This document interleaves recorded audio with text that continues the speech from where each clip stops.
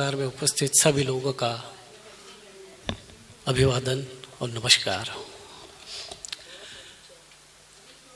कोई भी क्रांति बिना प्रेम के संभव नहीं हो सकती और इससे बड़ा प्रतिरोध और प्रतिकार भी नहीं हो सकता कि हम प्रेम की बात ना करें। एक कविता है, तुम जो मेरी प्रेमिका नहीं हो, तुम जो छत पर हाथ टिकाए खड़ी हो, तुम्हारे हाथ और बाल ढके हैं शॉल के भीतर, धूप सेकते हुए तुम्हारा चेहरा तपता है अलाव में सेके हुए अनाज की तरह। उस वक्त मैं देखता हूँ तुम्हें, तुम जो मेरी प्रेमिका नहीं हो, ना ही हमने मिलकर कोई सपने देखे हैं। मैं देखता हूँ तुम्हारी आंखों में गुलमोहर की शांत झड़ती पत्तियाँ, तुम एक गहरी लंबी सांस लेती हो, तुम्हारी उदासी में ढेरों पक्षी विदा लेते हैं। लेकिन हमने कोई विदा नहीं ली अब तक, हम नहीं जानते इस बारे में, हम अस्पष्ट हैं। तुम जो मेरी प्रेमिका नहीं हो, मैंने तुम्हें कभी कोई खत नहीं लिखा, लेकिन हमारी आंखें जानती है कि हमने सदियों प्रतीक्षा की है एक दूसरे की। हमने कोई वायदा नहीं लिया, लेकिन मैं देखता हूँ शाम का सूरज तुम्हारे चेहरे पर चमकता है, लिखता है हमारी अस्पष्ट कहानी को अपने महान अंतरालों के बीच। शुक्रिया। एक कविता है, हलकान। आप में बर्दाश्त करने की क्षमता नहीं है, आप में बर्दाश्त करने की क्षमता नहीं है, जबकि यह पेड़ उगाने का समय है। आप लगातार नफरत से बोल रहे हैं, जबकि यह खजूर से रस लेने का मौसम है। आप झुकाने को जीत कहते हैं, जबकि बांस नमकर ही लचीले बनते हैं। आप शांति का कुपाठ करते हैं, जबकि वह तो जड़ों में बैठी है। आप निरंतर हलकान है, जबकि एक ध्वस्त जंगल लौटने की तैयारी में लगा है। आप अमरता के लिए बेचैन है, जबकि कीड़े रोज मरकर दुनिया बनाते हैं। जबकि कीड़े रोज मरकर।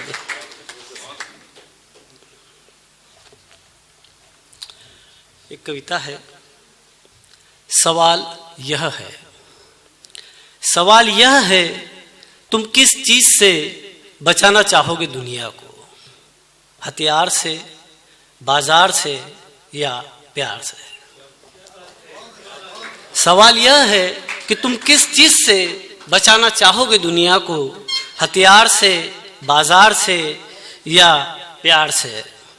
हथियार अगर तुम्हारी जरूरत है तो तुम दुनिया नहीं खुद को बचाना चाहते हो। हथियार अगर तुम्हारी जरूरत है तो तुम दुनिया नहीं खुद को बचाना चाहते हो। और अगर तुम बच गए तो समझो एक जंगल के बीच हो, जहां कटे पेड़ों के नीचे परिंदों की आंखों में खूबसूरत सपना दबा है। तुम चाहते हो उसे घर ले आया जाए, लेकिन जैसे ही छूते हो तुम, वो टूट जाता है। तुम अगर बाजार को चुनते हो तो निश्चित ही जहां तुम दाव फेंकोगे, तुम्हें अपने खरीदे अनेक प्रतिरूप दिखाई देंगे। यह दुनिया कमोडिटी की तरह होगी, जहां तुम तय करोगे भाव और उसके उतार चढ़ाव। तुम्हारी जीत ही जीत होगी, लेकिन जैसे ही तुम सोचोगे अपनी हार के बारे में, मारे जाओगे। तुम अगर प्रेम के साथ हो तो कहना मुश्किल है, तुम उदास नहीं होगे, बल्कि हर अवसर पर घेरा जाएगा तुम्हें। कई दीवारों के भीतर चुने जाते हुए जब तुम मुस्कुराते मिलोगे बरसों बाद भी, लोग निराश नहीं होंगे। जैसे ही तुम बिखर जाओगे दुनिया के हर दुख में, जैसे ही तुम बिखर जाओगे दुनिया के हर दुख में। एक कविता है, क्या होगी वक्त की सही आवाज? कैसी होंगी सदी की वे पंक्तियां जो बिना शोर और हड़बड़ी के लिखी जाएंगी? कैसी होंगी सदी की वे पंक्तियां जो बिना शोर और हड़बड़ी के लिखी जाएंगी वह झूठ के बारे में होंगी या किसी बड़े हादसे के? क्या उसमें बच्चे होंगे और वे पेड़ जिन्हें अभी तक जलाया नहीं गया? औरतें तो अमूमन वही होंगी, लेकिन वे पंचायतें जिनमें गोत्र, जाति, धर्म की रस्म अदायगी टूटी ही नहीं। वे कितनी औरतों के मालिक होंगे, कितनों के भक्षक? क्या वह दलितों के उन मसीहाओं के लिए होंगी जिन्होंने खुद अपनी मूर्ति गढ़ी और गाथा रची? या वे जो उनके यहाँ भोजन करके निकल जाते हैं किसी अगली सभा की ओर? क्या होगी इस वक्त की सही आवाज जो हमारे चुप रहने से ज्यादा जरूरी होगी? क्या वह फतवा फरमानों के बारे में लिखी जाएगी? क्या वह फतवा फरमानों के बारे में लिखी जाएंगी या होगी उन पत्थरों के लिए जो पूजे, तोड़े और फेंके जाते हैं? क्या होगा इस दुनिया में सदी का सच? हम पेड़ों, गुफाओं और अपनी असभ्य खोल के भीतर जीवित रहेंगे। आखिर हमारे पास तय करने के लिए कुछ नहीं होगा सिवाय जख्मों और निराशा के। हमारे पास तय करने के लिए कुछ नहीं होगा सिवाय जख्म और निराशा के।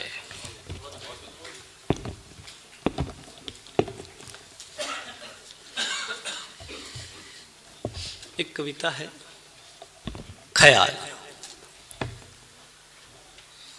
सभी की अपनी सोच होती है, कुछ सामान्य सी सोच मेरी भी है इस कविता में। मुझे कभी राजा बनने का ख्याल नहीं आया। मुझे कभी राजा बनने का ख्याल नहीं आया। राजा माने ताकत, युद्ध और अकेलापन। राजा माने ताकत, युद्ध और अकेलापन।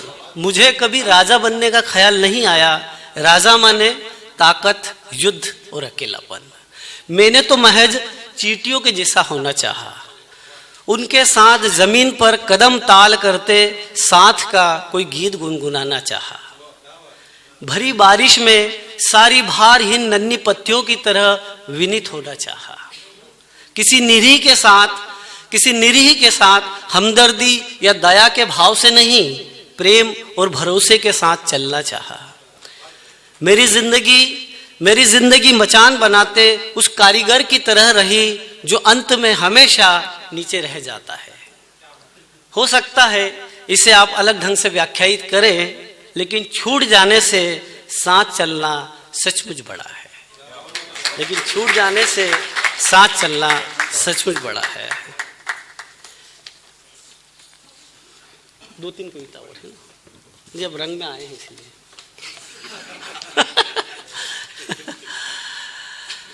छोटी छोटी 5-7 2-4 कविता। तर्क करके कविता है। संत कहता है प्रभु की उपासना करो, और वह खुद जीवन से अलग हो जाता है। दार्शनिक कहता है जीवन एक रस्सी की तरह है, उसमें गांठें बांधो, और वह ढेरों रस्सियां बुनने लगता है। शमशान में डोमाजी उस्ताद कहते हैं कि हर एक का अंतिम सच राख है, और वह अमरता का बेकार ख्याल छोड़ देता है। संत और दार्शनिक जिस जीवन को बांधने लगते हैं, डोमाजी उस्ताद अंत में उसे खोल देते हैं।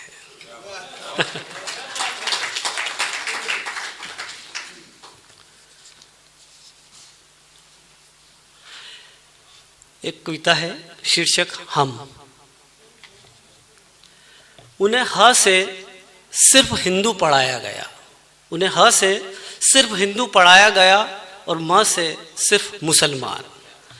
म से वे मदरसे को भी अच्छी तरह पहचानते थे और मस्जिद को भी। ह से हदबंदी और हुकूमत को भी। हथकरघा और हंसना उनसे छूट गया जैसे हमराह और हथेली। वे म से मतलब भी समझते थे और प्रतिक्रिया स्वरूप मारना भी। वह म से मैन ही जानते थे, मनुष्यता या महिला नहीं। जैसे कोई आपकी किताब से मुक्ति और मंजिल निकाल दे, मक्का और मकरंद को भी। उनके पास घृणा का सबसे महीन शब्द है, जबकि उन्हें मकोए और मांड के बारे में जानना चाहिए। छोटे बीज जैसे छोटे फल भी कितने मीठे होते हैं, और चावल पकने के बाद बचा हुआ पानी भी विटामिन से भरपूर। मां से जानने के लिए मल्लाह और मल्हार भी थे, मधु और महबूब भी। उन्हें लैंप पोस्ट की रोशनी में बैठकर दुनिया के सबसे ताकतवर शब्दों के बारे में जानना चाहिए था। ह से हल और म से ममता, या दोनों को मिला दो तो हम, या दोनों को मिला दो। एक कविता का छोटा मोह इसलिए है कि फलस्तीन का युद्ध हम सबके बीच में, बस ये अंतिम कविता है रही। अच्छा जी, फलस्तीन एक ताजे घाव का नाम है। स्कूल छूटने के बाद सॉरी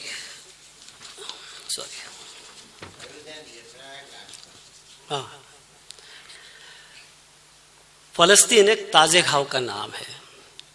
इन मासूम बच्चों से कैसे कह दूं कि तुम्हारे स्कूल की इमारत अब खोजने से भी नहीं मिलती।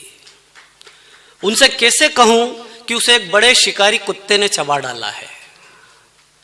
कोई दोस्त बचा है या नहीं उन्हें चाहकर भी नहीं बता सकता। उनसे कैसे कहूं कि कुछ रात को सोने के बाद जाग ही नहीं पाए।